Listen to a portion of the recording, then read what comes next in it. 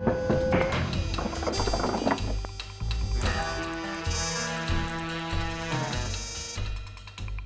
everybody, welcome back to another Fallout 76 Developer Deep Dive. I'm your host, Haley, and brand manager for Fallout 76, and this week we're sitting down with a few members from our development team to bring you all the information you need to know for our next content update, Atlantic City, America's Playground. In the first half of the Atlantic City adventure, players explored the faded glitz and glam of the boardwalk, rolled the dice at the casino, and mowed down the overgrown threat.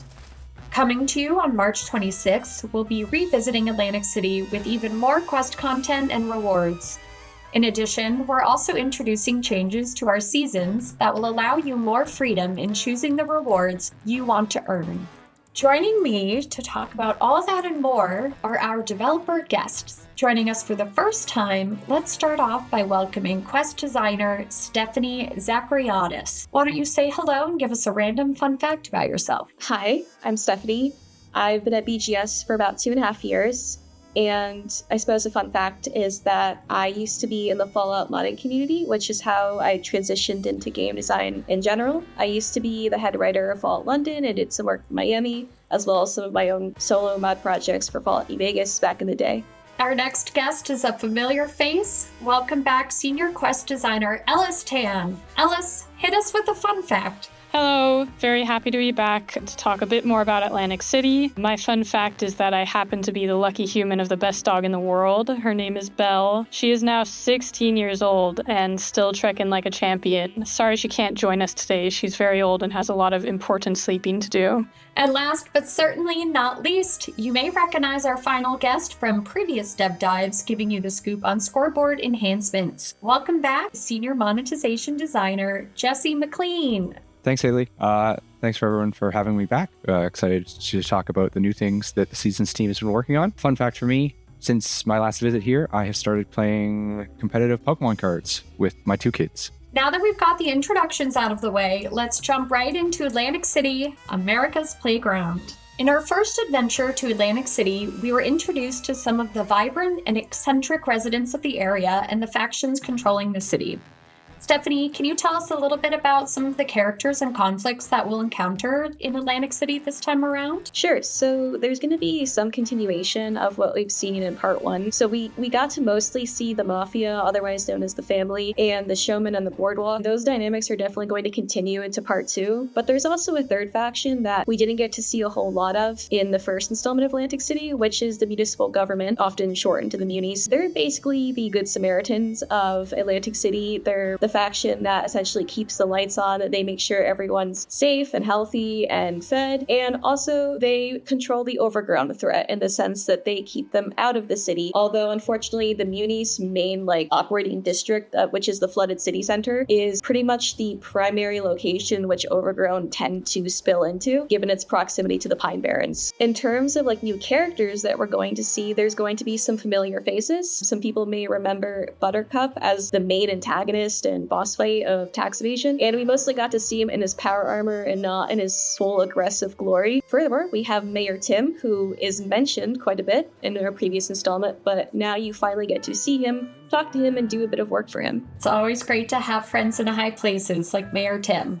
However, it seems like there are quite a few background characters in Atlantic City making moves as well. Ellis, are there any other stories that we can explore? So the biggest one is the story of the glamorous Russo family, who has fled to Appalachia on the run from Atlantic City, and they've sort of decided to bring the glamour with them by opening a nightclub in Appalachia. They'll soon find out that this doesn't work out as smoothly as they had hoped. Their pasts are following them. All 4 of the family members has sort of a tie that is potentially coming back to bite them. So we'll get to explore each one of those individual stories, as well as figuring out how to deal with their current crisis. And it's definitely a story about family, about sacrifices made for family or at the expense of family, and consequences. So very excited to share that. Awesome. So speaking of the Russo family, you mentioned that they currently live in Appalachia. Players noticed some changes to existing locations in Appalachia back in our December update. In particular, was as the Ingram Mansion. Ellis, what can you tell us about the decision to rework this location in particular? Well, the Russos are very accustomed to living the high life, and the closest they're going to get in Appalachia is a big, expensive mansion. So they sort of just chose this place. They cleared out the cultists, and they've built out their nightclub on the bottom floor. This nightclub is now known as the Rose Room, and it'll be advertised with flyers at train stations and the White Spring Refuge. If you attend opening night, you'll get to catch a cool performance in progress. You'll meet Vin, who's the eldest son of the family, and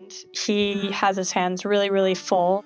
Well, it sounds like the Russos can't quite leave their past in Atlantic City behind. Will players have other opportunities to learn more about the family in this update? We have 4 main quests, including the one I just described. And during this quest line, you get to assist the Russos with their current crisis, which is the addiction of the youngest daughter, Abby. And she's found herself under the affliction of a dangerous chem known as Devil's Blood. And so we need to return to Atlantic City to find help for Abby. And in doing so, we slowly unravel a lot of family secrets.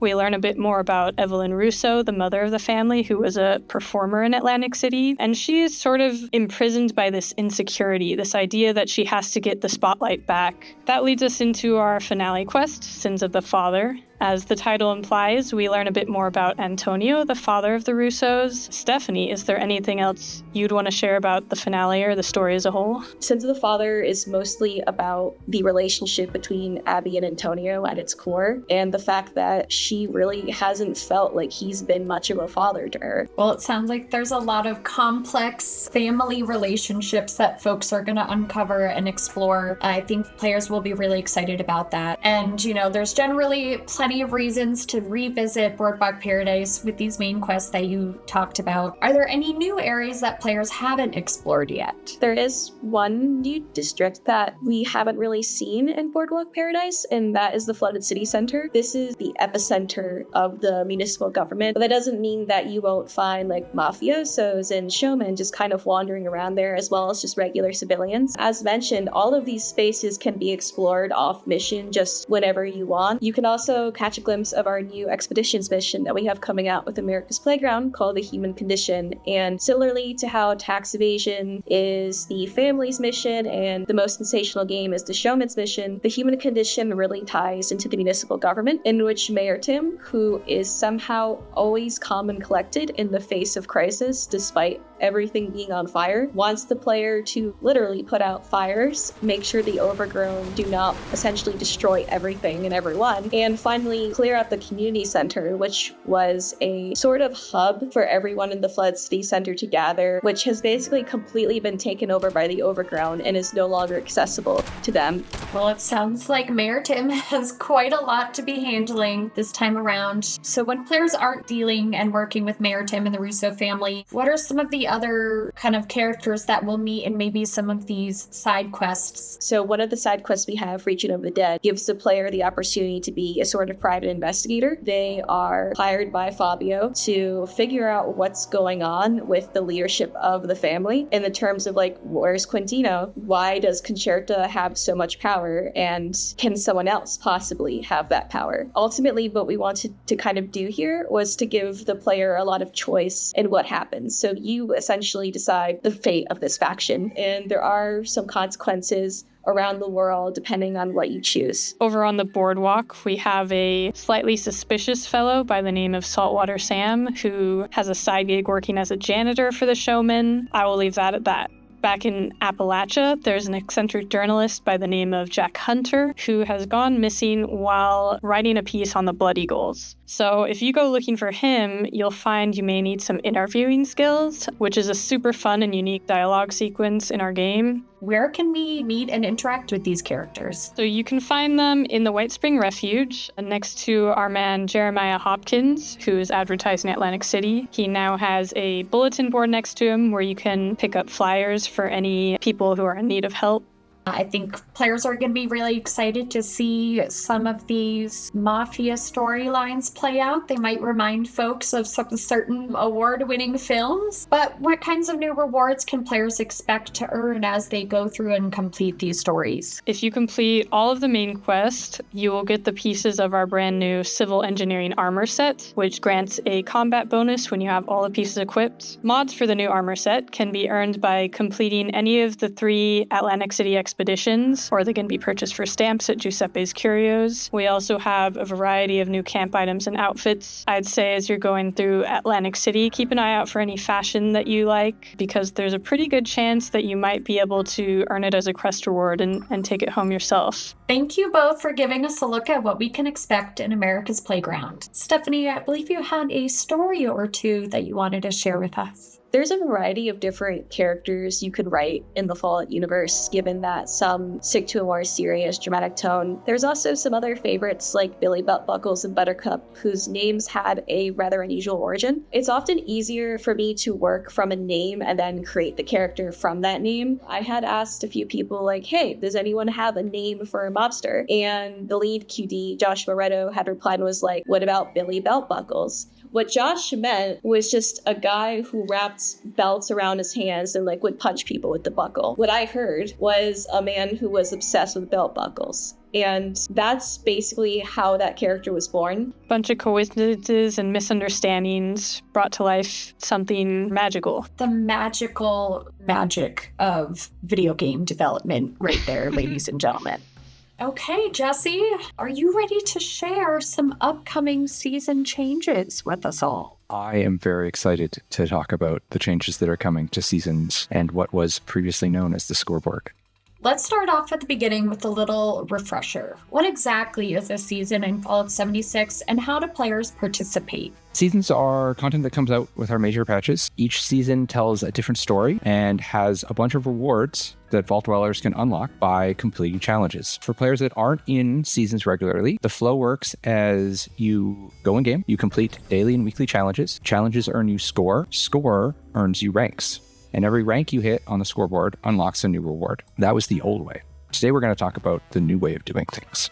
So currently, players are used to seeing a themed scoreboard, like Rip Daring's Cryptid Hunt, in the visual style of a board game. How is this going to change, and can you tell us about the rationale behind that? This is changing to a page system, where we do lose the scoreboard, but the team very much wants to keep that Fallout look and feel. So each season will still be very thematic. It will still very heavily feature Fallout lore and Fallout characters. One nice thing about this system is it allows us to go post-war. Before, all of our board games were pre-war. We're really excited about this. It's going to allow us to tell different stories and seasons and tie to in-game factions.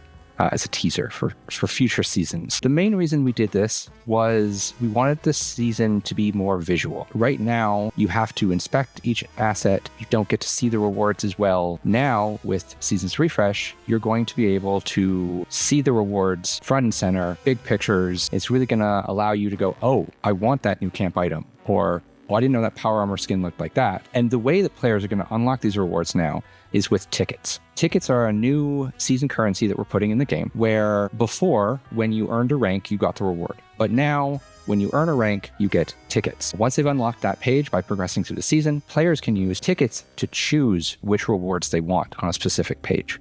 So what happens to those folks who do reach the end of the scoreboard? For players that don't know right now, when you reach rank 100, the rewards don't stop. There is a set of consumable items that players will unlock in what we call our post-100 ranks. That is not shown on the scoreboard. With our new system, those rewards are shown on the scoreboard. I would definitely check out the bonus pages to see the awesome new in-game items, camp items, player vanity items that players can unlock. They're really good stuff. And for players who do like to get through the season very quickly, we hope that this system gives you a reason to play just a little bit more.